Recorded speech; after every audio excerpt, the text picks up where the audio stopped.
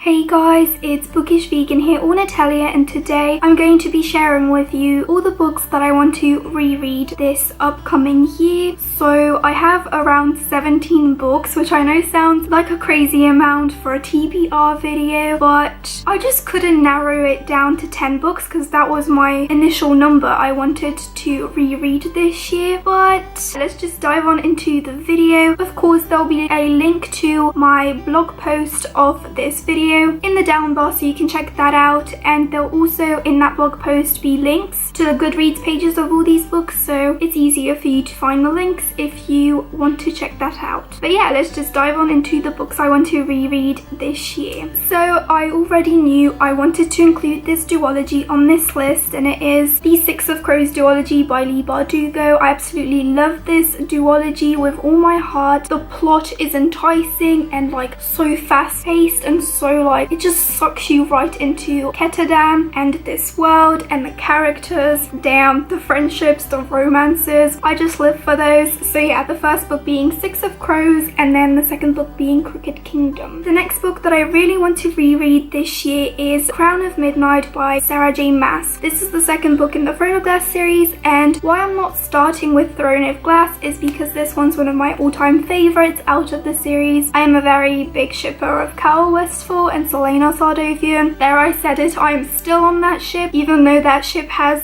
sailed way off into the sea, or actually probably sunk even. But yeah, I just absolutely love this book and I cannot wait to dive into it because I feel like it's less serious in a way, because Air of Fire is my least favorite, so I'm probably never gonna reread that one. But this one, I just loved it. I remembered falling in love with this world because Throne of Glass was like, I really enjoyed it, but this one is what made me really commit to this series. Of course, this video wouldn't be a classic Natalia video without talking about Harry Potter. So this year I just want to reread the first Harry Potter book, and I decided to finally read the Polish editions. So here we have Harry Potter and the Philosopher's Stone, the first book, or in Polish it is called I Kamień Filozoficzny. So I'm super excited to read this because the Polish books have a different format to them. It's like really weird. I don't know, can you see that? To me it's just really weird because they don't have like speech marks, but they have like these lines. I know I would make a terrible English major because I'm terrible like at remembering the names of punctuation, but it's just so weird. It's just gonna be so much fun rereading this series in Polish. And yeah, I'm just gonna stick to one book a year because I won't get to any of the other books if I just focus on Polish editions of Harry Potter this year, so I had to include Harry Potter, okay?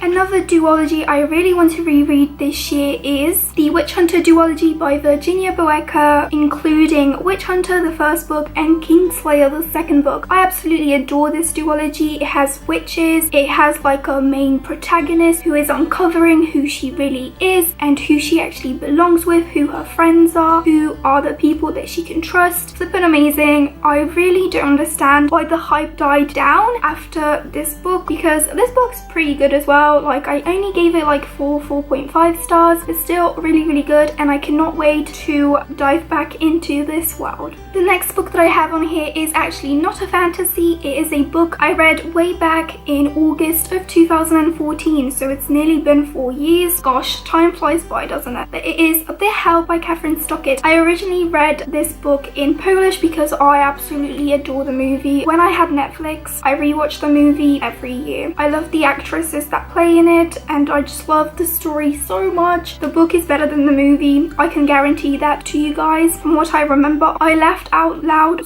so much. It's just so great. I love that it follows Skeeter, Aibileen, and Minnie, and Miss Celia. Oh my god. And Johnny. I've been meaning to pick up the English edition for ages, so hopefully that will happen this summer, I think. The next books are part of a trilogy that I absolutely fell in love with. It's something that really pushed me to read more historical fiction. I still haven't found like something like this, I feel like, because this series basically started my love for Cassandra Clare, so I guess you can guess which series I'm talking about. It is The Infernal Devices by Cassandra Clare, of course. I absolutely love this series. When I picked up the first book, I had no idea what I was getting myself into, but I'm really glad I picked this series up. up. I remember these two books I like binge read. Too good to not read in one sitting. It was so good. So yeah, I'm planning on rereading Clockwork Angel, the first book, Clockwork Prince, and Clockwork Princess, which is gonna break me. I just know it's gonna break me. You have no idea what a mess I was at the end of this book. So yeah, I'm super excited to be picking up one of my favorite trilogies of all time. Then I thought I need to reread a contemporary, and I reread contemporaries frequently. Like To All the Boys I've Loved For, I reread each book in that trilogy like 100 times. It's so good. So I thought I would finally reread all of Stephanie Perkins' books in the Anna and the French Kiss companionship trilogy. So yeah, I've already read the first book, Anna and the French Kiss. I ended up rating it lower than I originally did. For me, I feel like it was more a 4.5 star read at first, but I did give it 5 stars just because I was so like in love. But rereading it, I ended up giving it 3 stars. I did a review for the book on my blog, so I'll leave a link to that down in the down bar. But yeah, so it kind of scared me that my first reread I didn't love as much as I loved the first time I read it, so I'm kind of scared. But anyway, I'm really excited to also reread Lola and the Boy Next Door. I never reread this book. Like before, I reread snippets from Anna and the French Kiss, and I reread Isla and the Happily Ever After a lot because this one's my favorite.